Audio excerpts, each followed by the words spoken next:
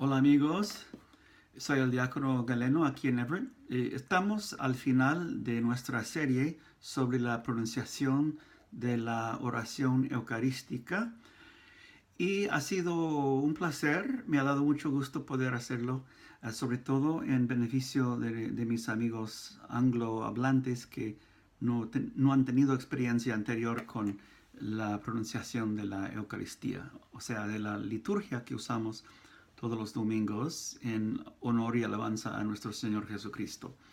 So, y'all, here we are at the end of this series. I'm going to give it a little break after this so you can get, over my face or whatever. But the point is that we've been able to go through the pronunciation exercises for the Eucharist that we do weekly in our churches. And especially for my English-speaking friends who maybe haven't had a lot of experience with pronouncing this, hopefully this will have been a bit of use to you. So today I'm going to finish with the blessing, the bendición. And for the bendición, either the bishop, if he's present, or the priest will give this at the time of dismissal. So here we go. Let's pronounce this together and see how we do with it. Let me make sure that I'm not off the screen here. So let's give this a try.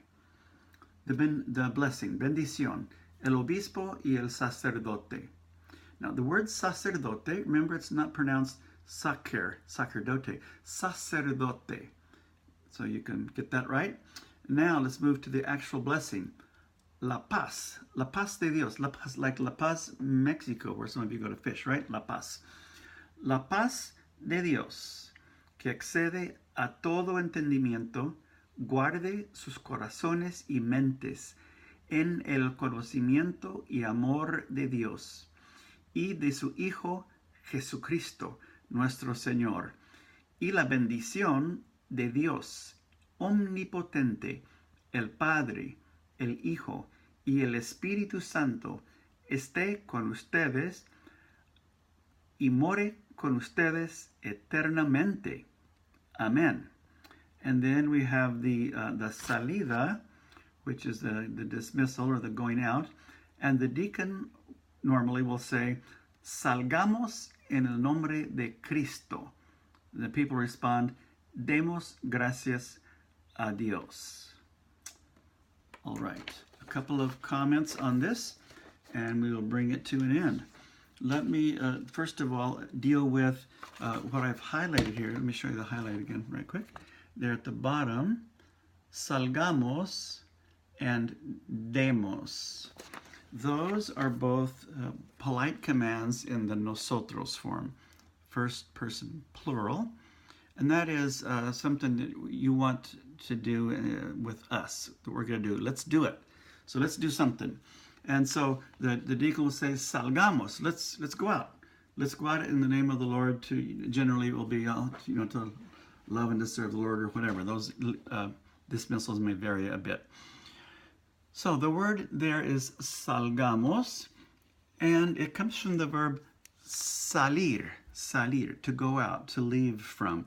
So we're being sent out by the deacon with this final little exhortation, and he says, salgamos en nombre de Cristo. Let's leave, let's go forth. Go forth in the name of Christ. And you may wonder, well, how do we get that form? So let me tell you how that originates, if you want to see how we get to a we command from salir, which looks quite a bit different. Salir versus salgamos. What you do to find this form, you go back to the yo form of salir, which you may remember from your Spanish 1 textbook. Salgo, I leave, I go out. Yo salgo. To form this other command, this we command, and by we I don't mean we like a little bitty command, like we, us, y'all, us guys, okay? So salgo, you can knock off the O, the final O, and add amos, which is the nosotros ending for the subjunctive of salir. Now if that sounds complicated, just remember that verbs that end in IR and ER, when they take on the subjunctive mood, that is any kind of a command, they're going to take the opposite key vowel. So IR verb or an ER verb are going to become an A when you want to put that energy to it of a sort of a enclosed command, if you will, inside of a sentence. So here's, let's go out. Salgamos. We're going to add amos to salgo. Get rid of the O. Salgamos. Salgamos. Let's go forth, y'all, to live and serve the Lord. Now, we've also got there demos.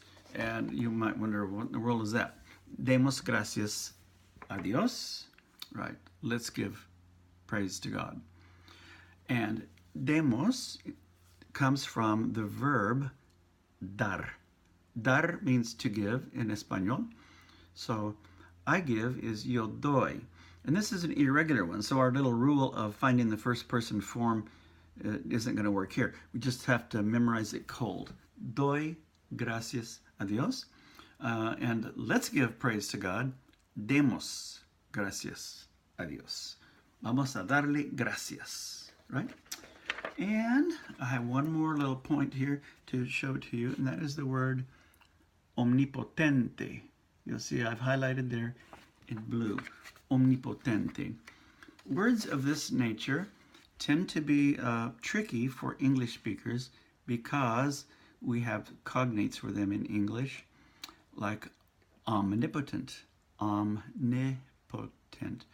But notice the vowel placement in English is going to be very different from the Spanish vowel placement. Omnipotente. So, the vowels A, E, I, O, U. El burro sabe más que tú. Remember, those are not going to change around in Spanish. So, Spanish is actually quite a bit easier to pronounce once you get the hang of it. So, hang in there. Now, omnipotente. O. Om. And then ni. In English, you're going to say omne. E. That E sound ain't going to happen in Espanol. Sorry, folks. So, omni. Think about your knees, the two knees on your legs. Ni. I have two knees. So, omnipotente.